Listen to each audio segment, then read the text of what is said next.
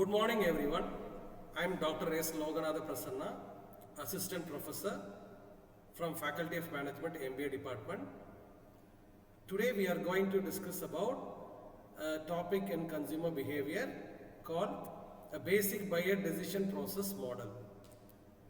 This particular topic is also known as consumer decision making process model.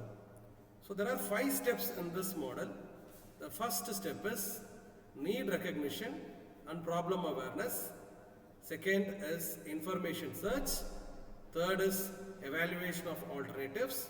Fourth, purchase. And fifth step is post-purchase evaluation. Now we are going to discuss one by one. First we will start with problem or need recognition. So need, what is need? Need is a basic human requirement. For example, food, air, water, shelter, clothing, education, entertainment, all are various types of needs for humans, right? So these needs can be triggered by internal or external stimuli. Internal stimulus like hunger and thirst, which are all self-arousal, which starts within you. Now the external stimuli like someone motivating you from the social or from your peer group. It can be your family, it can be your friends, it can be your colleagues. So they will be the reason for the particular need. Now as a marketer, we have to understand the point of importance to identify what triggers a need. Whether the need is triggered by internal stimulus like self-arousal or whether it is triggered by external stimulus like the social or your peer group is motivating you. Now need recognition depends upon the discrepancy between the actual state and the desired state. So actual state can be you have a problem, you have a need. To satisfy that particular need or to solve that particular problem, we buy a product or a services to move towards the desired state. For example, as you are all MBA students, your need is to acquire knowledge, acquire inputs about MBA program, and you want to have a transformation in your learning, in your knowledge, and you want to get placed in a good company. So as a student, it is your actual state, and your desired state is to get placed in a top MNC. So in between these two processes, you are going to acquire knowledge, you are going to learn about domain skills, soft skills, communication and all, right? So this is the first step called as problem or need recognition. The second step is information search. So there are 2 levels first, internal, external, and there are other 2 levels called as active information search and passive information search. So put together you have 4 levels of information search. The first one is internal, the second one is external, the third is active, and fourth one is passive. The first will start with the internal one. The consumer searches for any relevant product information from his past memory or his past experience. For example, you might have already used a Sony Vaio laptop. You might have got a very good positive experience with the features, with a particular product during the usage situations. So when you are going to replace that particular laptop, your past encounter with Sony Vaio laptop will come into your memory. The features, benefits, or the features, traits. Through that you might have acquired a lot of positive experience. So during the upgradation of laptop, again you will look into what? Buying a Sony Vaio itself, right? So this internal is consumer searches for any product information from his memory or his past experience. Okay. So the Sony Vaio, you had a very good, positive experience. So you might look into the same brand. But if you have any negative experience with Sony Vaio, means next you will switch over the brand. So you will not go for Vaio. You will move on to Dell or HP like that. So this is the first level of information search, internal. The second is the external. The external information sources could be word of mouth communication, where your friends will be giving positive reviews about that particular product or services, your family members will be giving, or you will be reading some reports of the existing users who have already used that particular product or service. Then in external information search, the advertising, you will collect data from the print media, television media, social media, and this external is also anything which else lies outside your memory is also called as external. The third one is the active information search. That means the consumer goes out of his way to gather the information regarding the product or services under consideration. So for example, the complexity of the product or services, for example, surgeries, you will be going to 3 or 4 doctors and getting opinions. So you go out of the way in buying a 2 BHK apartment worth of 2.5 crores. You go out of your way, you collect a lot of inputs, right, about the particular product. So whenever a product is complex or a service is complex, whenever a product or service is expensive, we collect plethora of data, we collect plethora of the information, we go out of the way, we spend nearly 3 to 6 months in availing that particular product or services. So this is called as active information search. Now the fourth one is the passive information search, where the consumer keeps his eyes, ears open to any such information that might help them in purchasing decision making process. But in this passive information search, we don't really go out of the way to collect the information. So these are the levels of information search: internal, external, active information search, and the passive information search. Now, these are the 4 information search categories, for example, where we collect the data. So through personal, that means we collect data from our friends, family members, neighbors, colleagues, peer group. Okay. Mostly we collect a lot of word of mouth inputs from that particular personal category.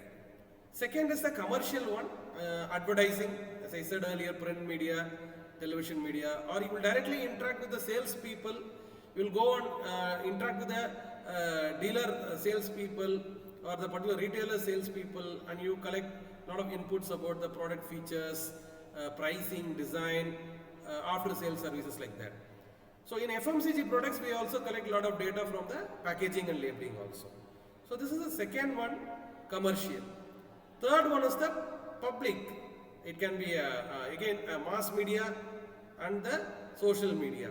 Fourth one is the experimental, where we handle the particular product, we examine the particular product, we go and test the product, like before buying a car or a two-wheeler or a scooter. We go to the dealer, we visit the dealer, we test drive the product, we have a personal encounter with the product, we check the product, then we collect a lot of inputs regarding the driving experience based on our own usage, right?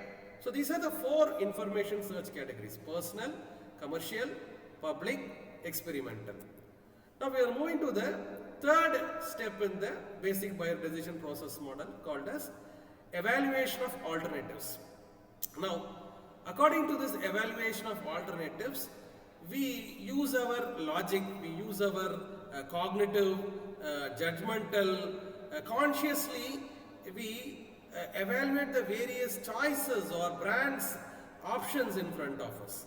So we evaluate through our cognitive and through our affective criteria also. So we ask lots of questions, whether it satisfies our need.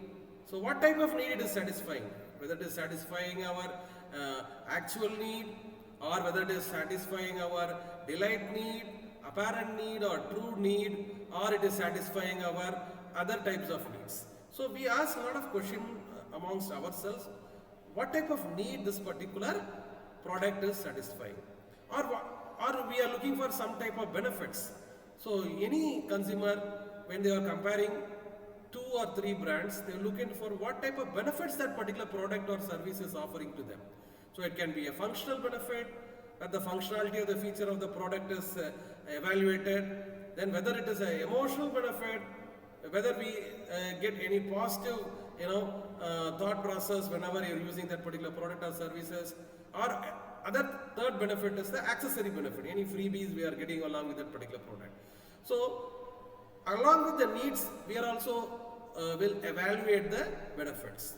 Then what are the features we are looking for? Any particular features? For example, when you are buying a car, whether you are looking for some safety features or infotainment features, or you are looking for very good mileage, engine quality features, like that.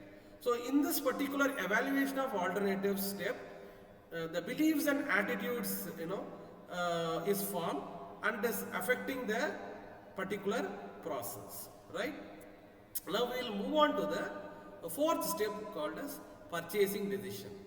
Now under this particular purchasing decision step, there are some sub decisions has to be taken regarding the brand. So then we will move on to the which place where we are going to buy, whether it is online or offline. If it is offline, which dealer we are going to go and buy. So quantity required, the timing, whether we are going to buy during the festivity season, or whether we are going to buy in the calendar year end, or we are going to buy in the calendar year beginning, or any summer season. So like that, the timing is also very much important. Okay. The fifth one in the sub-decision is the payment method, whether we are going to pay through full cash, or we are going to for any loan options, or we are like EMI, or whether we are going for use our credit card, like that. So these are the sub-decisions which has to be taken during the purchase decision, like brand, dealer, quantity, timing and payment method. So this timing and steps in this process depends upon the product that needs to be purchased. As I said, for example, the timing, summer season. So this is the summer season. So generally people will buy more air conditioners during this summer season. Now if you take this festivity time, where we will be in a jubilant and mood, so we will try to buy some big ticket items like electronic gadgets, or cars, or any other products, which we consider the festive time, we consider it as most auspicious, right? Now like timing, I can say one more thing. Recently, if you take this month, Akshaya Tirthi is coming. So a lot of Indian households consider while buying gold at the time of Akshaya Tirthi, the gold will be multiplied. So they have this kind of sentimental reasoning, so they buy gold during that particular time. So the timing is also very much important. So marketers will try to use these type of timings and special occasions for the purchase decision. Next we will move on to the post-purchase behavior, where the marketers must observe 3 factors: post-purchase satisfaction, post-purchase action, and post-purchase product uses. So this is the last step in the basic buyer decision process model.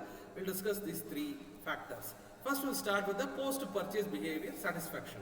So whenever the performance of the product is less than the expectation results, it leads to what? Dissatisfaction.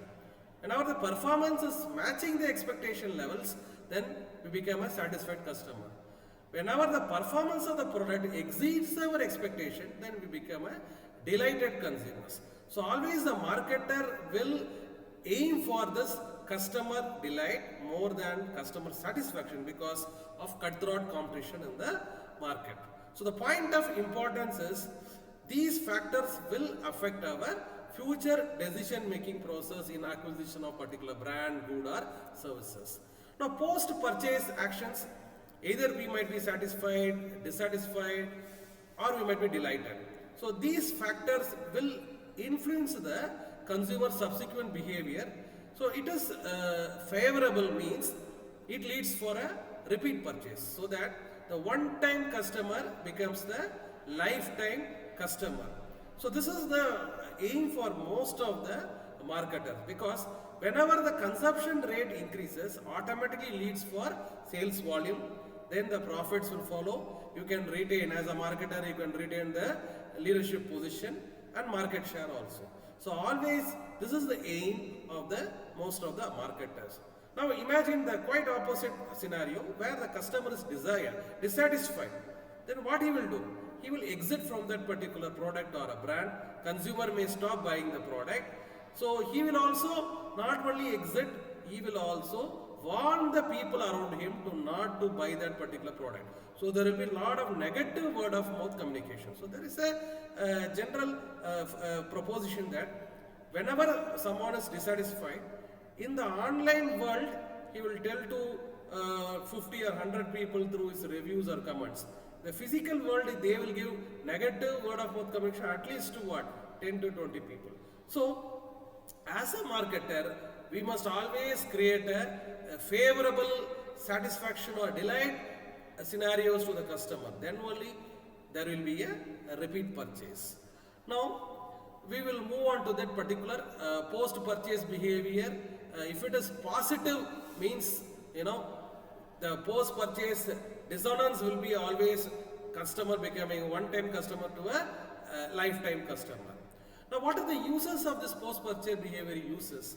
But it is important to calculate the consumption rate, as I said, the frequency of the purchase. So profit comes from sales, and key drivers of sales is consumption rate, right? Now here, as we have finished all the 5 points, like the first point is need recognition or problem awareness, second one is information search, third one is evaluation of alternatives, fourth one is purchase, and fifth one is post-purchase behavior. Now we will also discuss the buying roles. So there are in a consumer, okay, there are 5 buying roles are there in a consumer while buying a product or a services. So first one is initiator, second one is influencer, third is decision maker, fourth is buyer, and the fifth one the user. So we'll start with the initiator.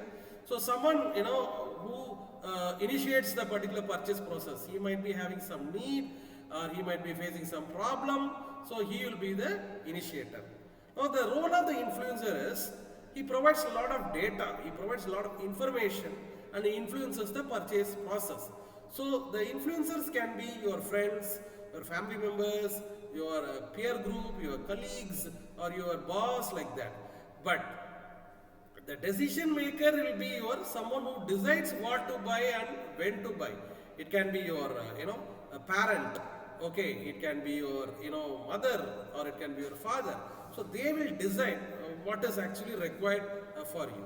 Then who is the buyer? The person who is earning the income in your family, like your father or your mother, they will be the buyer who will buy the product for you. It can be a two-wheeler, it can be an electronic gadget, like that. Again comes the role of the user. So the initiator can also be the end user of the product. So these are the 5 buying roles: initiator, influencer, decision maker, buyer, and the user. Thank you.